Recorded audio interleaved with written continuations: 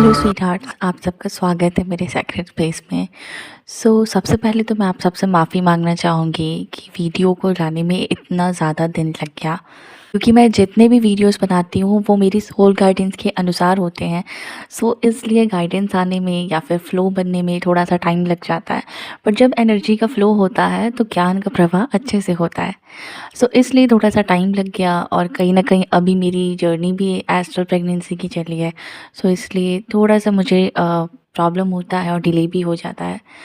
Let's just get into it. आज जैसे कि मैंने पिछली वीडियो में बताया था, हम लोग डिवाइन फेमिनाइन के बारे में बात करेंगे।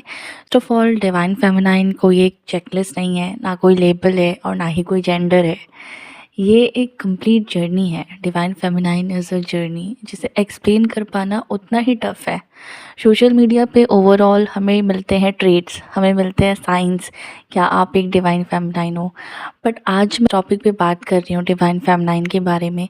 इसके में ना ही कोई साइंस शेयर कर रही हूँ, ना ही कोई ट्रेड्स। बेसिकली मैं इस ओवरऑल जर्नी को कवर करना चाहती हूँ, जो एक कंप्लीट डिवाइन फेमिनाइन की जर्नी होती है।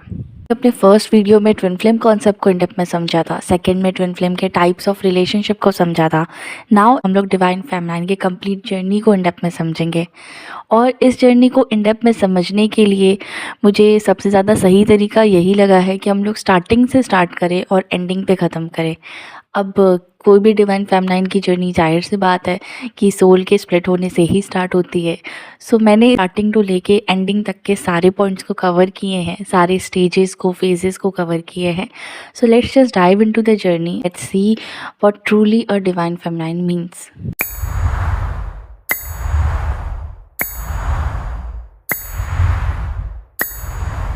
इस जर्नी को इन डेप्थ में समझने के लिए मैंने खुद से जो पहला सवाल किया था, आप भी चाहें तो खुद से ये सवाल कर सकते हैं कि आखिर एक फेमिनाइन एनर्जी होती क्या है। जो लोग साइंस ट्रेड्स बताते हैं, क्या फेमिनाइन एनर्जी बस उतने तक ही सीमित है? मैंने इस सवाल को बहुत ही इन डेप्थ में समझने के लिए खुद से ही बहुत सवाल किए हैं। उसके अनुसार मुझे जो जवाब मिले हैं वो मैं आप लोगों से शेयर करना चाहूँगी।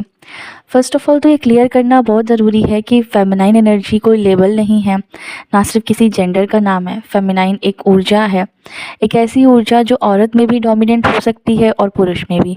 सेवा भाव, नर्चरिंग, बिना कुछ पाने की उम्मीद किए देने का भाव, किसी चीज़ के होने से पहले ही उसे महसूस कर लेना, या सिर्फ किसी के पास से गुजरते हुए जान लेना कि इसके अंदर कुछ तो प्रॉब्लम है, कुछ तो गड़बड़ चल रही है। ये सब फेमिनाइन एनर्जी के भाव होते हैं। पूरी दुनिया कैओस में जी रही होती है, भीड़ और रेट रेस में उलझी होती है। जब सक्सेस, पैसा और पावर ही सब कुछ बन जाता है, तब एक फेमिनाइन अपने अंदर देखती है। उसे समझ नहीं आता कि मैं क्यों लोगों जैसी नहीं हूँ, क्यों मैं वही नहीं चाह पा रही हूँ जो पूरी दुनिया चाह रही है। पर उसे ये नहीं पता होता कि उसकी असली शक्ति बाहर नहीं है, अंदर है। जहाँ दुनिया इल्यूजन में जी रही होती है, वहाँ फेमिनाइन योग माया की तरह उस इल्यूजन को तोड़ती है। उसकी जर्नी आसान नहीं होती। करुणा, ममता, सेंसिटिविटी, दूसरों के लिए कुछ भी कर जाने की क्षमता, जानवरों, पशु पक्षियों तक से लगाव, और जो उन्हें हानि पहुंचाए उनके प्रति थोड़ी सी कठोर नाराज़गी, पेशेंस, इनर नोइंग, मासूमियत और विनम्रता, ये सब फेमिनाइन एनर्जी के ही रूप हैं। दुनिया पावर को वैलिडेशन और प्रूफ से नापती है, वहाँ फेमिनाइन पावर को अंदर के बैलेंस करना समझती है। उसकी विक्ट्री बाहर जीतने में नहीं होती, खुद को पाने में होती है। लोग कहते हैं वो एक पुरुष के बिना अधूरी है, उसे हमेशा किसी का सहारा चाहिए। पर ये उसकी निर्बलता नहीं, ये उसकी ताकत है। जिस सब्र को दुनिया कमज़ोर समझती है, वही सब्र, वही इनर नोइंग उसकी पूरी आउटर रियलिटी को धीरे धीरे बदल देती है। फेमिनाइन जानती है पैसा, सक्सेस, पावर, ये सब तब आएगा जब मैं अंदर से स्टेबल हो जाऊंगी। और अगर कुछ बिगड़ता है तो जवाब बाहर नहीं, अंदर ही मिलेगा। वो किसी को प्रूफ नहीं करती, वो पावर के पीछे नहीं भागती। जहाँ दुनिया बाहर देखती है, वहाँ फेमिनाइन अंदर झांकती है। लोग उसके प्रेम, सेवा और शांति को कमज़ोरी कहते हैं, जबकि सच ये है कि अगर वो चाहे तो एक ही संकल्प से पूरा ब्रह्मांड हिला सकती है। पर वो शांत रहती है क्योंकि वो नियति को जानती है। वो अगर किसी को अपने ऊपर कंट्रोल भी करने देती है तो वो जानती है कि ये कहीं न कहीं मेरे लिए ही है और ये नियति के अनुसार ही हो रहा है। फेमिनाइन को किसी मैस्कुलाइन या किसी पुरुष की ज़रूरत नहीं होती कि वो उसे आके पूर्ण करे या उसकी रक्षा करे। वह अपना प्रति धर्म ही सब बदलने की क्षमता रखता है।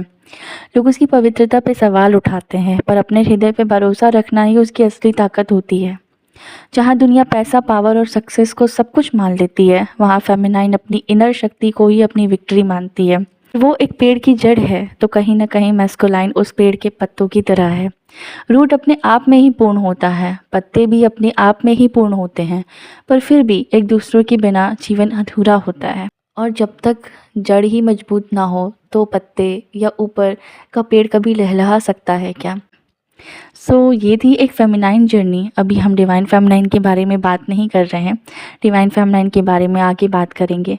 डिवाइन फेमिनाइन कहीं ना कहीं हम तब बनते हैं जब हम ये सारी ऊर्जा सिर्फ महसूस नहीं करते, इन्हें अंदर स्थिर होने की जगह दे देते हैं। जब ये सारी ऊर्जा हमारी सिर्फ महसूस करने मात्र नहीं रहती, भी अंदर स्थिर हो जाती हैं। और ये कब, कैसे और किस स्टेज पे होता है, इसके बारे में हम आगे जानेंगे। जैसे कि मैंने पिछले वीडियो में ही कहा था कि हम डिवाइन फेमिनाइन जर्नी को इन डेप्थ में समझेंगे, और इस वीडियो की शुरुआत में भी मैंने यही बात कही है कि डिवाइन फेमिनाइन कोई लेबल नहीं है, ये एक सफ़र है सोर्स एनर्जी से लेकर उस स्थिति तक जहाँ एक सोल अपनी शक्ति को पहचानती है। लेकिन जब मैंने इस जर्नी को एक ही वीडियो में रिकॉर्ड करने की कोशिश की तब मुझे खुद समझ आया कि जितना मुश्किल इस जर्नी को जीना होता है उतना ही मुश्किल इसे एक वीडियो में समेटना भी होता है। इसीलिए मैंने इस जर्नी को पार्ट्स में डिवाइड करना चूज़ किया है। इस फर्स्ट पार्ट में हमने समझा what is a feminine energy, basically feminine energy के भाव, कि जर्नी कहाँ से आती है, कहाँ से ये जर्नी शुरू होती है और क्यों ये जर्नी सिर्फ एक जेंडर से रिलेटेड नहीं होती। नेक्स्ट पार्ट में हम बात करेंगे phases of feminine energy after incarnation, चाहे वो सोर्स एनर्जी से निकल कर जन्म लेना हो या ट्विन सोल सेपरेशन के बाद इनकार्नेशन का सफ़र। और उसके बाद के पार्ट में हम समझेंगे कि डिवाइन फेमिनाइन बनने के फेजेस क्या होते हैं, जब कई लाइफ टाइम्स जीने के बाद ये एनर्जी धीरे धीरे अपनी शक्ति को याद करती है। आगे का सफ़र थोड़ा कठिन है लेकिन उतना ही रोमांचक भी होगा।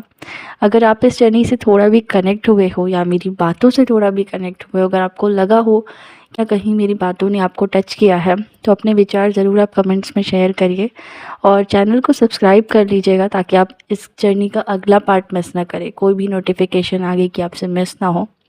नेक्स्ट पार्ट मैं जल्दी शेयर करूँगी। Thank you for being here.